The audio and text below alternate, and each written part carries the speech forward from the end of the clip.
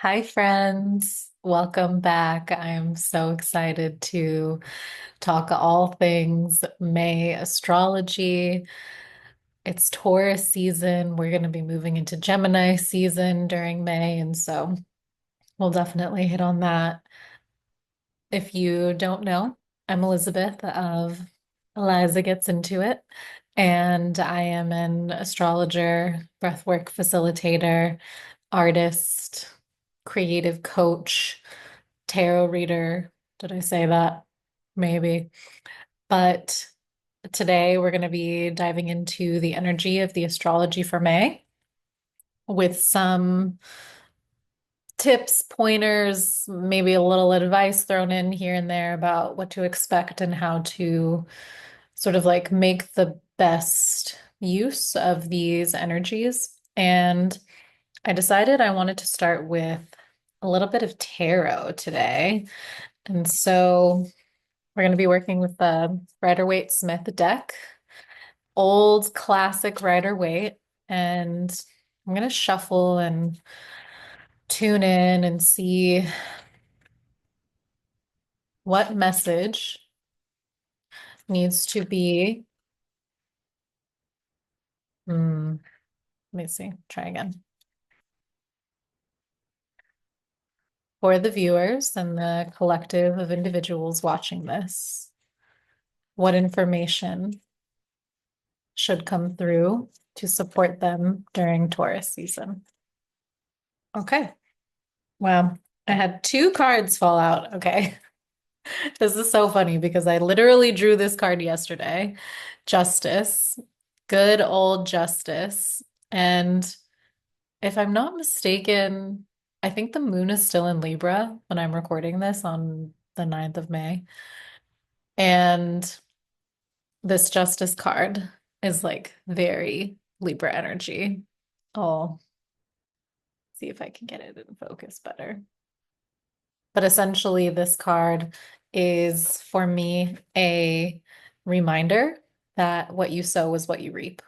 And we are in Taurus season, right? We are in the mm, sort of like the blooming, the harvest time, maybe the observation time of spring. And so it is this reminder that the seeds that we planted in the winter. Do you plant seeds in the winter? No. The time that we planted the seeds before, whenever that was, um, things are starting to blossom. Things are starting to grow. Things are starting to come out of the ground and make themselves known. And so this card is an invitation to look at your life, look at what is blossoming in your own life, and take a moment or even an evening or an afternoon to think about like, what is it that I am happy with in terms of what has come to fruition in my own life? Are there things in terms of business, in terms of relationships, in terms of my own self-regard that I am really excited about and pleased by? Or when I look around, do I wish that there were things that were quite different? And if you're really content with the way that things are going, then congratulations, amazing. I'm so happy for you. And I would encourage you to continue to, number one, enjoy the harvest that has come up now because we're not always in a time of harvest. There are seasons where the soil is fallow. There are seasons when we are doing the work of planting. And so to take some of this Taurus energy, which is charged with sensuality and a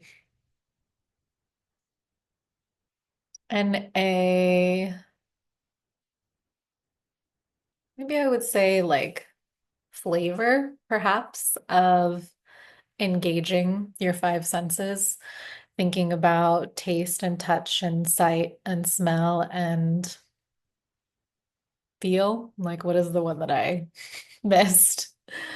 to activate those five senses and to really be in joy with what it is that has shown up in your life.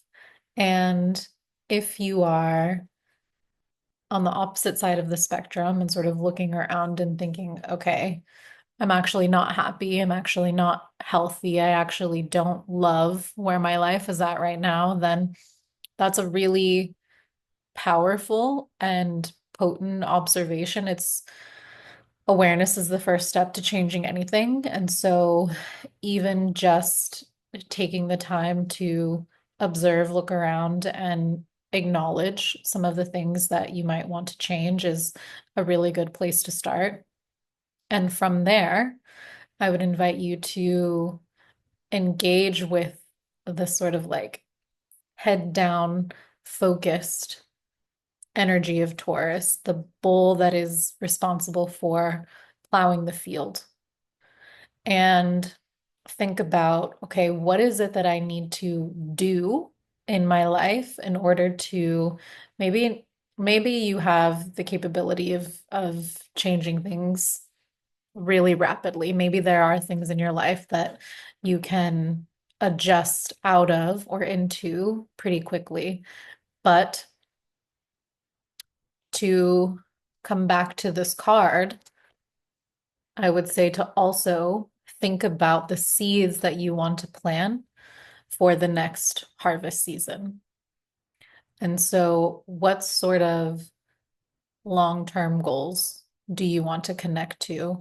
And how can you begin to take action in the direction of those goals? And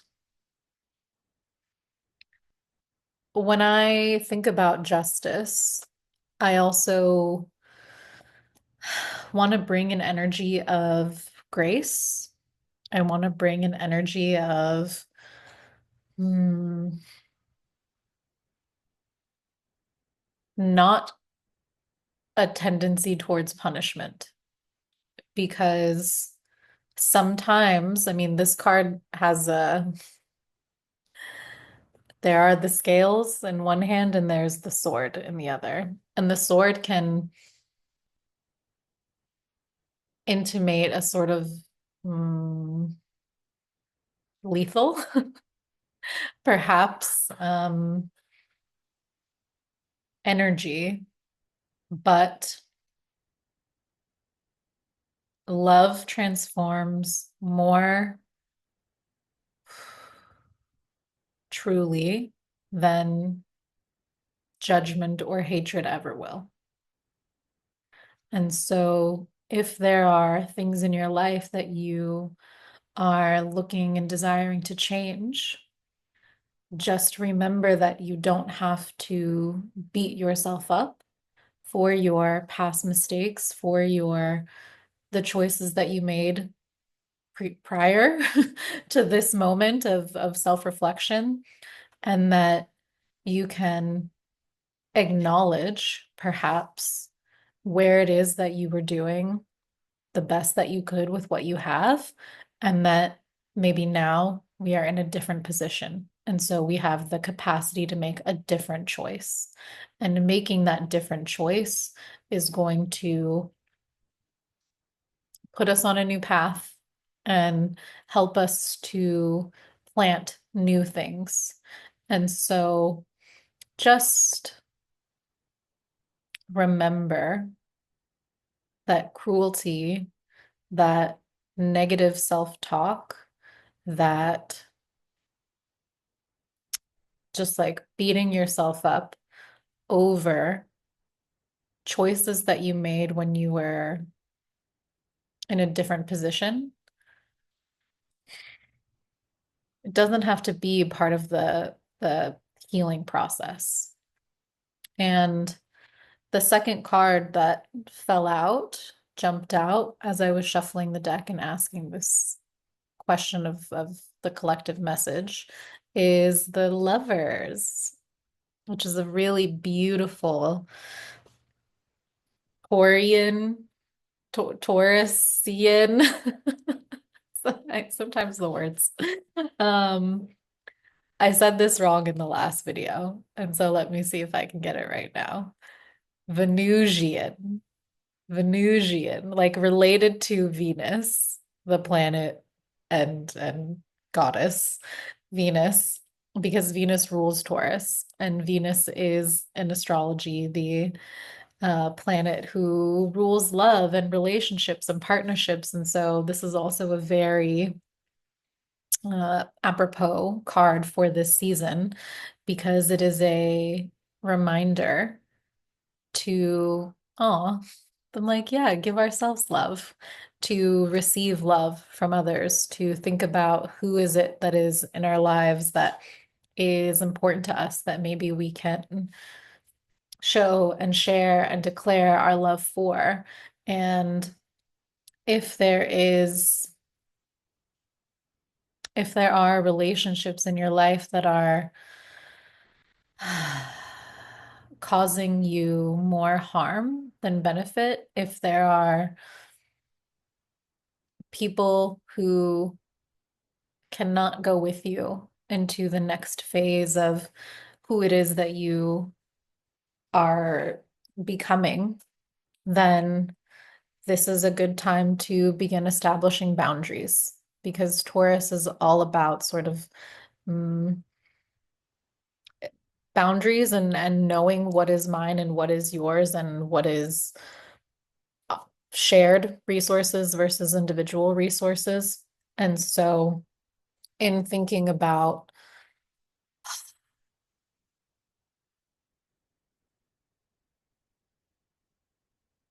how do my relationships, how does my even my relationship to love and to self-love, are these things all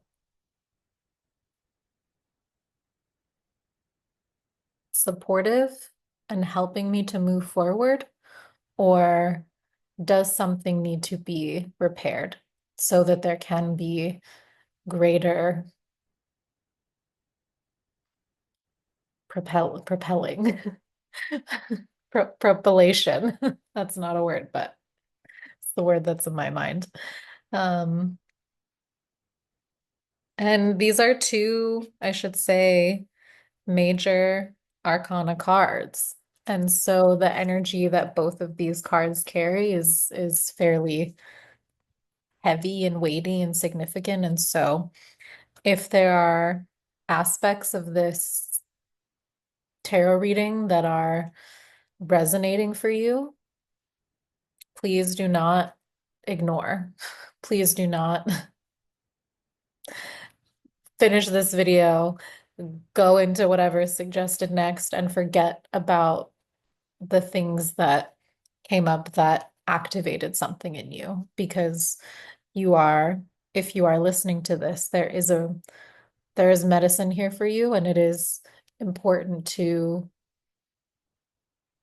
take that away and to implement it into your life. Beautiful. Justice and the lovers.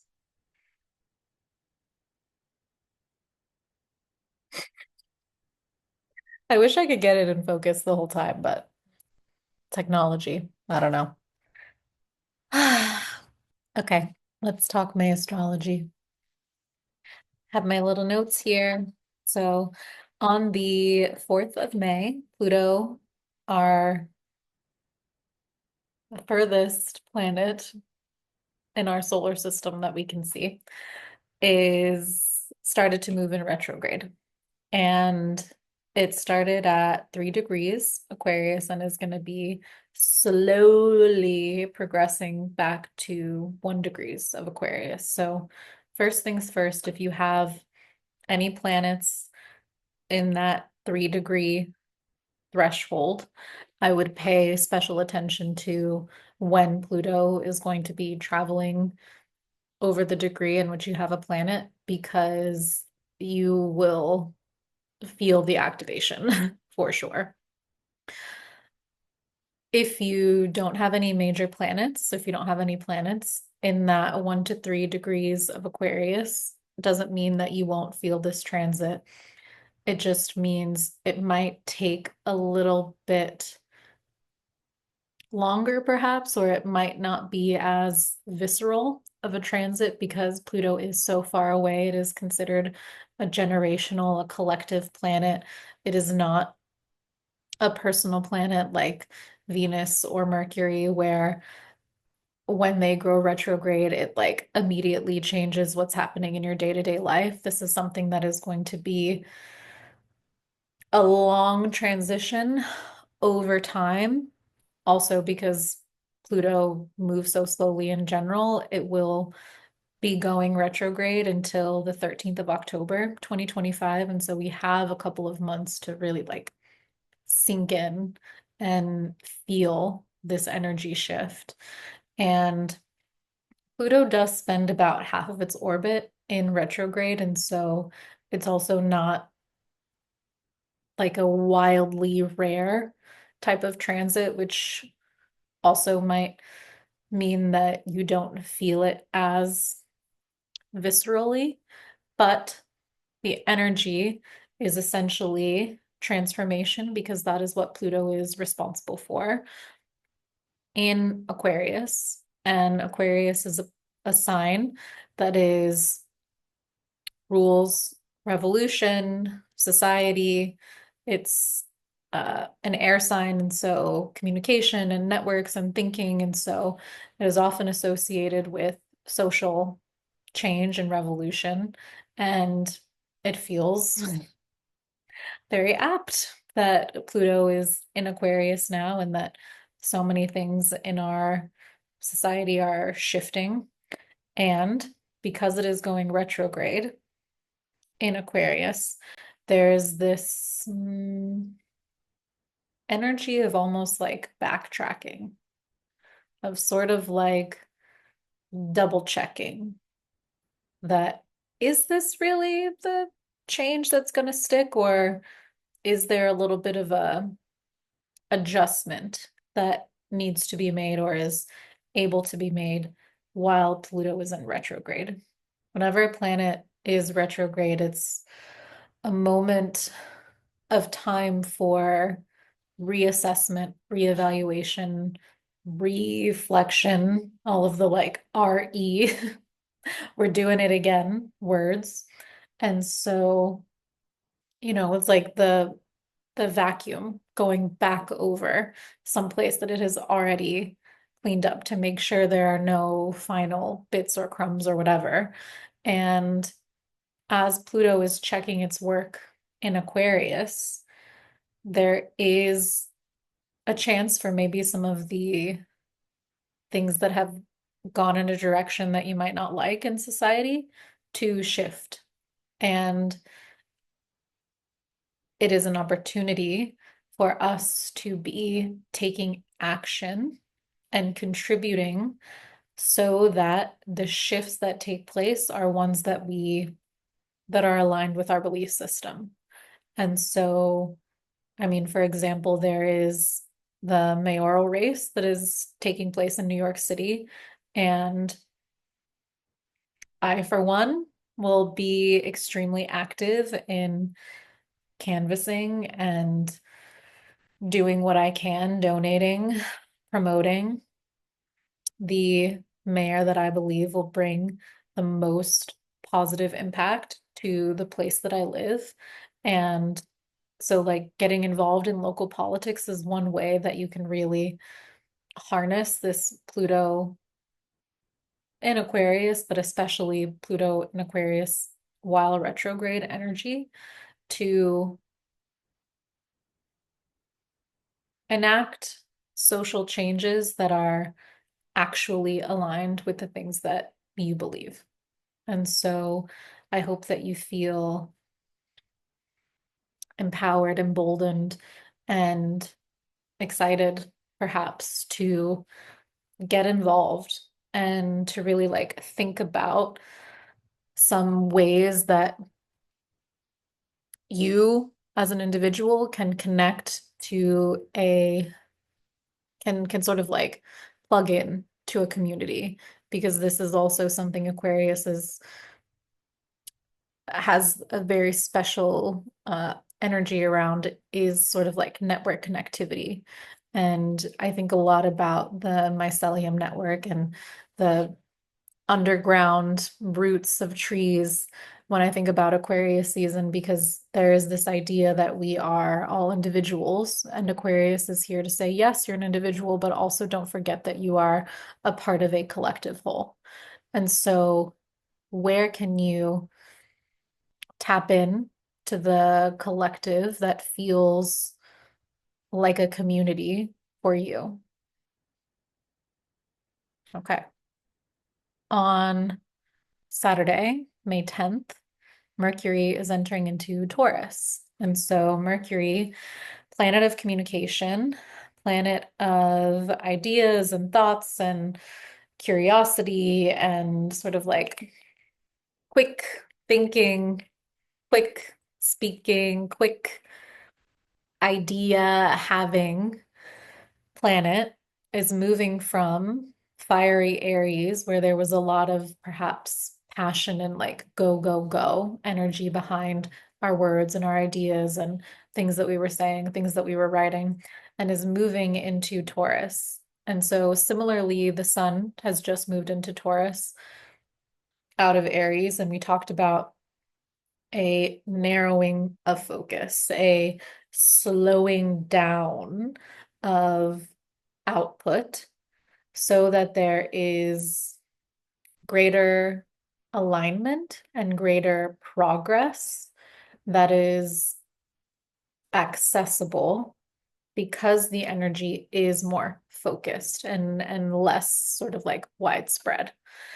And when Mercury is in Taurus, it is important to really be cognizant of the words and the words that we are saying, the thoughts that we are having, the things that we are writing.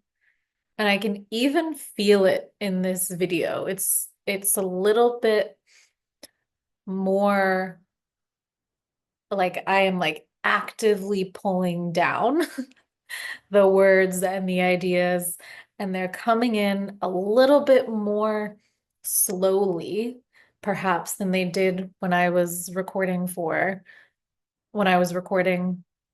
about Aries season. See, it's like a little just like delay. And it's fine. It just means that I get to be more intentional with the things that I am saying, the things that I am communicating, and hopefully there's more that is able to land because it is coming at a slightly slower pace. If you are on the receiving end, it's possible that more of what I am saying and communicating is going to be able to take root. And it's less like a washing over. It's less of a flood and more of a like washcloth, like slow and intentional and slow.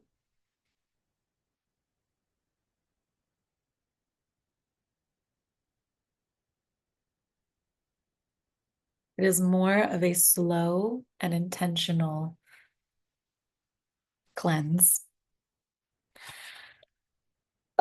Mhm. And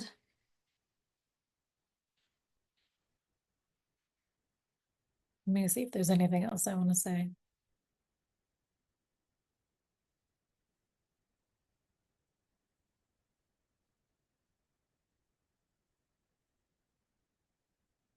If you are finding somewhat similarly to me, like the words won't come, like the ideas, like the tap is turned off a little bit. I would invite you to sit with that sensation And rather than trying to force something that is just not happening, to see if you can just be okay with that, to see if you can come into a place of trust and surrender that the words, the ideas, the things that need to be communicated will come in time, but that it is okay to move at a slower and more intentional pace than perhaps even society encourages us. There is a lot of fire energy that is present, at least in Western society in America, because the idea, the capitalist system and the patriarchy, it's like extract, extract, extract, extract, go, go, go, go, burn out, burn out, burn out. But Taurus season, and especially Mercury in Taurus, is here to remind us that, like, some things just take time. Some things need to marinate and need to simmer and need to really soak in and be rooted down before they are ready to be shared, to be expressed, and to be put out into the world. And that it is fine to take your time and to trust the process, because everything comes in its right season. And so you don't need to rush. You don't need to create a story around why things aren't happening as quickly as you want. You don't need to worship the problem by worrying about it, and instead move into that place of that sensual joy that we talked about at the beginning of the call, really being in your body and going out and tasting delicious food, having amazing experiences, allowing yourself some time to rest so that the inspiration can come, yes, and also so that when the words do arise, your cup is full, and so you can share them and bring the idea into fruition without ever burning out. And so think about how this slowing down and narrowing of focus can be an antithesis, but a medicinal one, to the energies that are often present in capitalist, Western, patriarchal society. On the 12th of May, we have a full moon in Scorpio. And a full moon is a time for releasing. It is a time for shining a light, the light of the full moon, on things that are normally kept in darkness. And this is going to be extra potent full moon because it's taking place in Scorpio. One of my astrology teachers, Eliza Kelly, describes this Scorpio and Taurus axis, that 180-degree axis in the zodiac that they share because they are directly across from each other on the zodiac wheel. They're sister signs. She describes this axis as the life and death axis, as the sun and soil axis. And I find these descriptors to be just like really juicy, because Taurus, as we've talked about, is the blossoming of the flowers, is the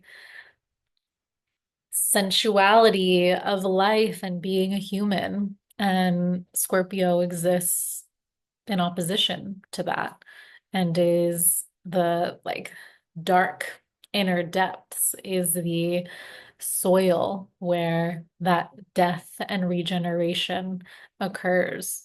And with this full moon taking place in Scorpio, there is going to be a heightened energetic charge on either unveiling the darkness within, maybe even, I don't want to say releasing it. If there are things that, when you reflect on them, carry a heavy emotional charge, dark things in your life, then it is possible that during this full moon, you could come to a place of resolving that heavy emotional charge. However, I don't want to invite the idea that we have to shave off, cut out, remove fully the sort of dark or shameful parts of ourselves. Because part of being a human is being imperfect. Part of being a human is having, unfortunately, I guess, experiences that are not all love and light. There are things that are outside of our control that happen to us, and sometimes we like get the tang of that and then go out and do things that we're not proud of. And coming back to even like some of what I was talking about with the Justice card, can you give yourself grace? Can you be kind to yourself, even the parts of yourself that maybe you're not the most proud of? Because I'll tell you, in my experience, being able to love the parts of myself that have, I don't know, lied and stolen and hurt people and said things and treated myself in certain ways that were not very loving, being able to look back and give the version of myself who behaved in that way love and forgiveness has helped me to reconcile those parts in me.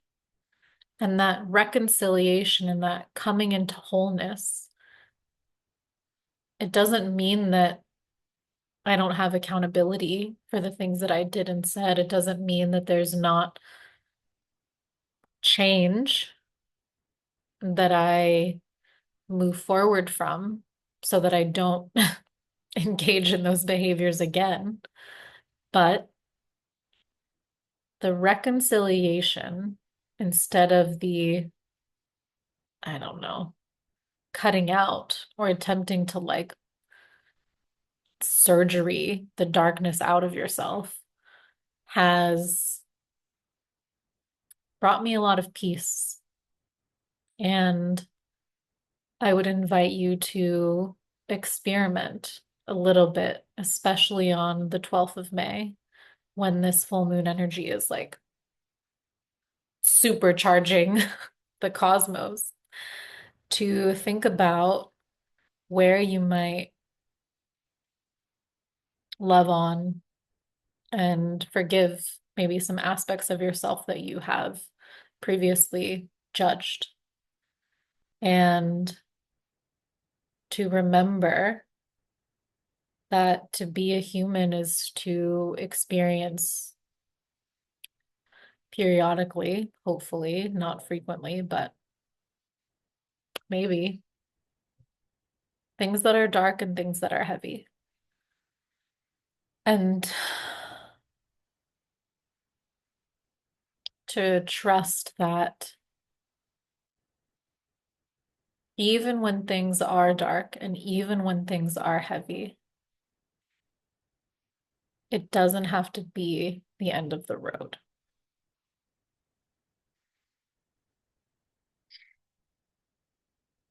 It's a little bit of a somber place to be, this part of the conversation. And I think I want to pause here. And I think I will come back to some of these final transits. The next one is the sun entering Gemini on the 20th of May. But I think I'm going to let this, what we've already discussed, sort of simmer and percolate, just like Taurus season would invite us to do. And so if you have any questions, if you have feedback or comments, I'm always open ears, ready to hear. Like and subscribe and ring the bell and do the YouTube things so that you can get notified when I post the second half of this video. But until then, sending you a lot of love, sending you a lot of grace and grounding for the next couple of days. I love you.